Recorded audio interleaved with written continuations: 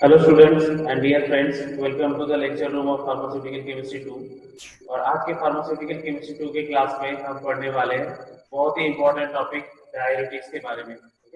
Diuretics is among those widely distributed and prescribed drugs जो generally blood pressure control करने के लिए भी बहुत ज्यादा यूज में आता है। ठीक है, डायरेटिक्स जनरली ऐसे भी काफी लोग हैं जो जनरली जिसके हर दिन के मेडिसिन प्लान में ये डायरेटिक्स शामिल है। तो इतना बड़ा क्लास ऑफ ड्रग्स डायरेटिक्स हम आज सीखने वाले हैं। तो देखा जाता है कि डायरेटिक्स क्या है और हम इसे किस किस कंडीशन में यूज कर सकते हैं और हमारे फिजियोलॉजी के लिए कौन सी सिचुएशन है जहाँ पे ये बहुत यूजफुल होने वाले हैं। ठीक है, तो स्टार्ट करते हैं अपनी क्लास डायरेटिक्स से। तो डायरेटिक्स पहले इसे बोला जाता है as a water pill. Okay, water pill मतलब पानी वाला टैबलेट। क्यों कहा जाता था? क्योंकि ये आपके बॉडी से जितने ज्यादा हो सके वो पानी को बाहर निकालते हैं। ठीक है, तो these are drugs which used to increase the urine volume. Diuresis जो करता है उसे बोला जाता है डायूरेटिक्स, और diuresis is the increase of urine volume. ठीक है, तो अगर यूरिन के वॉल्यूम को इंक्रीज करना है तो जनरली जो ड्रग्स लिए जाते हैं दैट इज डायूरेटिक्स, और ये generally it is excrete the sodium ion.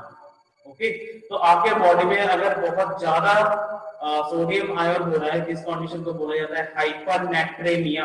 Okay, और this hypernatremia condition can be control और can be exist by this drugs that is diuretics. तो डायूरेटिक्स से ये कंडीशन को ठीक किया जा सकता है, hypernatremia. Very useful and in reducing blood pressure. Okay, blood pressure में क्या होता है कि नॉर्मल आपके ब्लड के अंदर जो भी वॉल्यूम है वो ब्लड आपके आर्टरी वॉल में या नॉर्मल ब्लड प्रेशर के वॉल में जो भी प्रेशर देता है that is known as blood pressure. तो अगर ब्लड के वॉल्यूम कम होगा तो ब्लड प्रेशर भी कम होता है। तो जनरली डायरेटिक्स क्या करते हैं कि आपके बॉडी से वाटर को भी एक्सक्रीट आउट करते हैं। एज ए रिजल्ट आपके प्लाज्मा वॉल्यूम कम होता है, और प्लाज्मा वॉल्यूम कम होने के साथ साथ आपके जो भी ब्लड प्रेशर है वो ब्लड प्रेशर कम होते रहते हैं। तो जनरली ब्लड प्रेशर में बहुत ज्यादा यूज होता है ये ड्रग्स डायरेटिक्स। और नेक्स्ट पॉइंट दिया गया है कि also useful for reducing oedema. ठीक, तो ये एडेमा क्या है? Oedema is the generally unwanted accumulation of fluid in your body. ठीक है, जैसे आपके कोई भी सिचुएशन ऐसा नहीं है कि आपके बॉडी में वाटर होना चाहिए, फ्लूइड एक्युमुलेट होकर रहना चाहिए, लेकिन इसके अलावा भी किसी किसी जगह पे आपके बॉडी पे वाटर एक्युमुलेट होकर रहता है, तो उस कंडीशन को बोला जाता है एडेमा। तो जैसे आपके बॉडी से वाटर रिमूव होता जाएगा तो उस अनवांटेड जो भी वाटर आपके बॉडी में है वो अनवांटेड वाटर भी जनरली रिमूव हो जाता है। तो इसी तरह से वो एडेमा पे भी बहुत ज्यादा यूजफुल है। तो generally diuretics are the medication which are used to increase the sodium excretion as well as water excretion. This is also known as water pill, or they can be used to control blood pressure as well as they can be also used to control the oedema condition. ठीक है, तो diuretics समझने पहले सबसे पहले हमें normal अगर urine की बात कर रहे हैं तो यूरिन फॉर्मेशन कैसे होता है और उसके हिसाब से यूरिन के फिजियोलॉजी थोड़ा समझना पड़ेगा। तो इसीलिए हमें यहाँ पे एक स्ट्रक्चर ड्रॉ किया है जो आपको बहुत ही कॉमन स्ट्रक्चर है, आपने देखा होगा। This is the structure of nephron. तो नेफ्रॉन में सबसे पहले ये जो एरिया है इस एरिया को बोला जाता है ग्लोमेरुलस।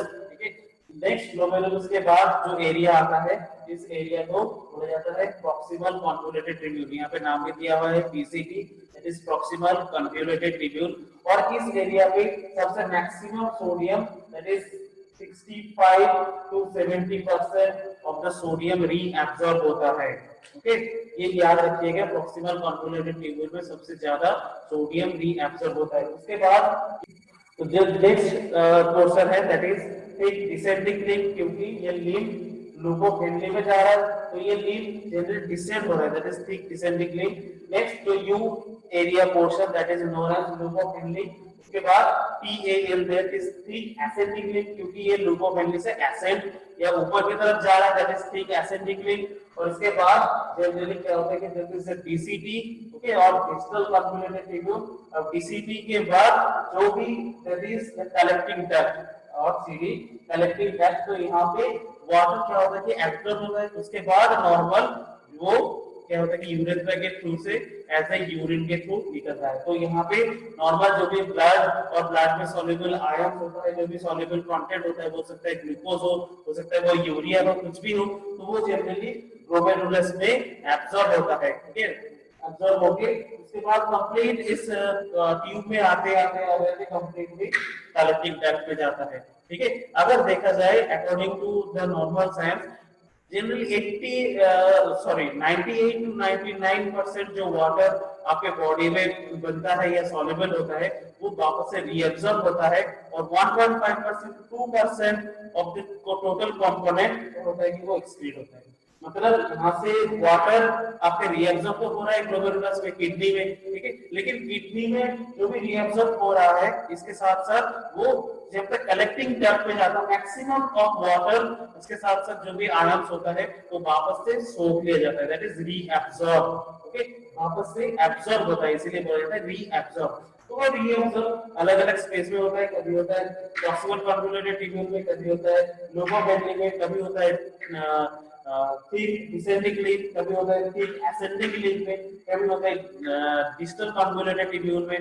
तो इसके बेसिस पे क्या होता है अलग अलग जगह पे जिस हिसाब से रीअब्सॉर्प्शन होता है और उसी हिसाब से अलग अलग जगह पे डाययूरेटिक्स भी काम करता है। डाययूरेटिक्स क्या काम करता है, नॉर्मल जो भी रीअब्सॉर्प्शन होता है उस रीअब्सॉर्प्शन को वो कम करता है या रोकता है। ठीक है, और इसी तरह से वो क्या करते हैं कि एज अ डाययूरेटिक्स काम करते हैं। तो this is the normal physiology of urine, जहाँ पे यूरिन फॉर्मेशन होता है। और यूरिन फॉर्मेशन के दौरान ही यहाँ पे मैंने बताया था, यहाँ पे सोडियम रीअब्सॉर्ब हो रहा है, इसके साथ साथ कार्बोनिक एसिड और बाइकार्बोनेट आयन भी रीअब्सॉर्ब होता है।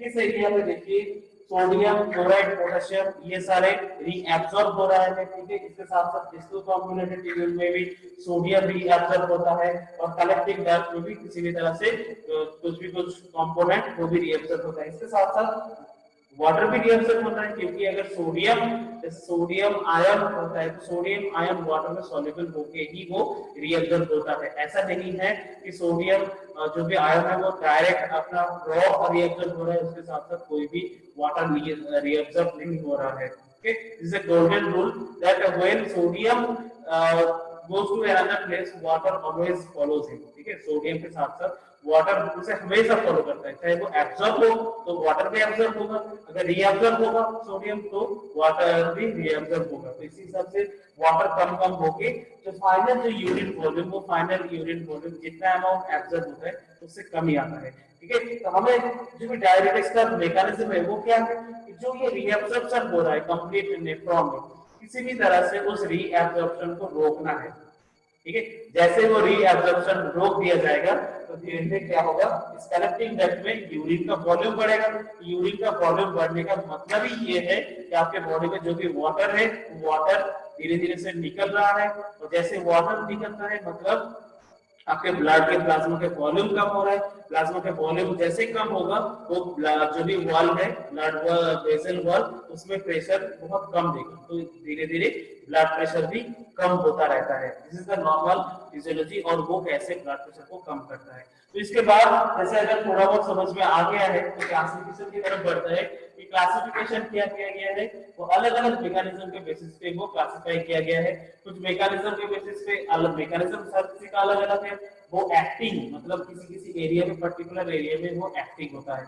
जैसे लूप डाययूरेटिक्स के पहला जो नाम है classification that is loop diuretics, इसे ही बोला जाता है हाई सेलिंग डाययूरेटिक्स।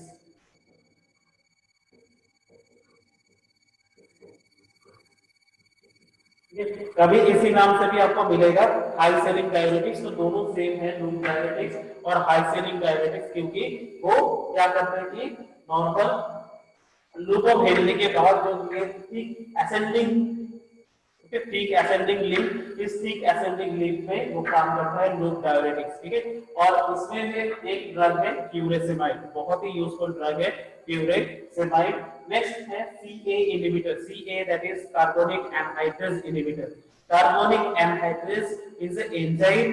तो ये क्या करता है कि बाइकार्बोनेट और कार्बोनेट एसिड का नॉर्मल इंटर प्रोपोर्शन करता है कि कार्बोनिक एसिड से बाइकार्बोनेट आयन बने या बाइकार्बोनेट से कार्बोनिक एसिड आयन बने। तो यहाँ पे क्या होता है कि इससे रिवर्सिबल रिएक्शन, और इस रिवर्सिबल रिएक्शन को फैसिलिटेट करता है जो enzyme that is known as carbonic anhydrase. तो कुछ ड्रग है और वो कार्बोनिक एनहाइड्रेस सबसे ज्यादा रहता है इस ग्लोमेरुलस एरिया और प्रॉक्सिमल कॉन्वोल्यूटेड एरिया के जस्ट मिडिल में और starting of this proximal convoluted tubule area. ठीक है, तो वहां पे क्या करते हैं carbonic anhydrase inhibitor, like example acetazolamide के अलावा भी मीथाजोलामाइड भी है। ठीक है, तो वो ड्रग वहां पे किसी भी तरह से बाइकार्बोनेट के एब्जॉर्प्शन को रोकता है। तो बाइकार्बोनेट के एब्जॉर्प्शन को रोकने के साथ साथ तो सोडियम के एब्जॉर्प्शन को भी रोकता है और धीरे धीरे वाटर के रीएब्जॉर्प्शन को भी रोकता है। तो एज ए रिजल्ट वो यूरिन वॉल्यूम बढ़ाता है। Next 3 that is thiazide diuretics. Thiazide is a class. ठीक है, तो थायाजाइड डायरेटिक्स वो उस क्लास की जो भी ड्रग्स है उसके पीछे थायाजाइड नाम होगा, जैसे थायाजाइड, हाइड्रोक्लोरोथायाजाइड। ठीक है, तो वो थायराइड डायरेटिक्स काम कहां पे करता है?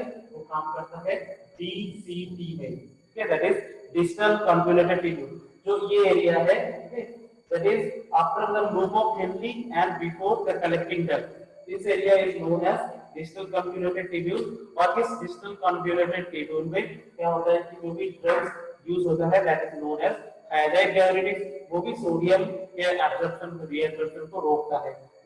नेक्स्ट जो क्लासिफिकेशन ऑफ ड्रग है that is osmotic diuretics, that reduces the osmotic pressure.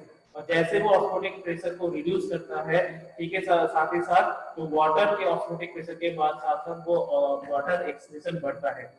Urea और मैनिटोल ऐसे कुछ ड्रग है, जैसे ये यूरिया और मैनिटोल, ये जो ऑस्मोटिक डायरेटिक्स ये प्रॉक्सिमल कॉन्वोल्यूटेड ट्यूब्यूल में भी यूज होता है, इसके साथ साथ दूसरे एरिया में भी यूज हो सकता है। तो यहाँ पे सिंपल ये क्या करता है कि ऑस्मोटिक प्रेशर को चेंज करता है, साथ ही साथ वो वाटर के रीअब्जॉर्प्शन को रोकता है और वाटर के वॉल्यूम जो कलेक्टिंग डक्ट में जाना चाहिए था उस वॉल्यूम को इंक्रीज करता है। साथ ही साथ पोटेशियम स्पेयरिंग डायरेटिक्स। ठीक है, this diuretics are very useful as adjacent diuretics, क्योंकि जो भी डायरेटिक्स अगर आप पढ़ोगे डिटेल्स में, ठीक है, जैसे बैचलर में पढ़ोगे या बाद में पढ़ोगे, ठीक है, तो आप देखोगे कि ये जो मैक्सिमम जो डायरेटिक्स है इसका एक नॉर्मल एडवर्स इफेक्ट है हाइपोकैलेमिया। ठीक है, हाइपोकैलेमिया मतलब reduce in the potassium level. तो जैसे ही वो सोडियम लेवल को रिड्यूस करना चाहते हैं, इसके साथ साथ वो पोटेशियम लेवल को भी रिड्यूस कर देते हैं आपके बॉडी में। तो पोटेशियम लेवल को जैसे ही रिड्यूस कर देता है तो आपके बॉडी में पोटेशियम के लेवल कम होने के साथ साथ बहुत सारे प्रॉब्लम आना शुरू हो जाता है। तो ये जो डायरेटिक्स है पोटेशियम स्पेयरिंग डायरेटिक्स, वो डायरेटिक्स पोटेशियम के जो भी रीअब्जॉर्प्शन के उसको छोड़ देता है, मतलब उसको स्पेयर करता है, इसीलिए नाम है पोटेशियम स्पेयरिंग। ठीक है, क्योंकि वो पोटेशियम के रीअब्जॉर्प्शन को स्पेयर करता है। इसके साथ साथ वो क्या फिजियोलॉजिकल रोल निभाता है कि पोटेशियम को बाहर जाने नहीं देता। तो आपके बॉडी में जो हाइपोकैलेमिया कंडीशन, तो हाइपोकैलेमिया कंडीशन को मतलब उसके जो भी सिचुएशन है उससे इंप्रूवमेंट आता है। तो these are the classes of diuretics generally we have to study under the individual agent.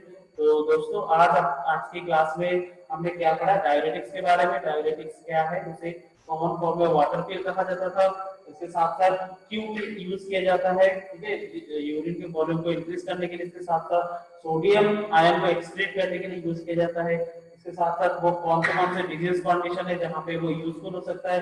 इसके बाद हमने थोड़ा सा फिजियोलॉजी ऑफ यूरिन फॉर्मेशन देखा था, जैसे किस हिसाब से यूरिन ग्लोमेरुलस से कलेक्टिंग डक्ट तक आता है और आते आते कैसे वो रीअब्सॉर्ब होता है। और उसी रीअब्सॉर्प्शन को जैसे नॉर्मल सोडियम पोटेशियम या बाइकार्बोनेट क्लोराइड ऐसे आयन रीअब्सॉर्ब होता है, उस रीअब्सॉर्प्शन का अगर हम रोक सकते हैं तो वाटर के भी जो भी नॉर्मल रीअब्सॉर्प्शन है उसे को भी रोक सकते हैं।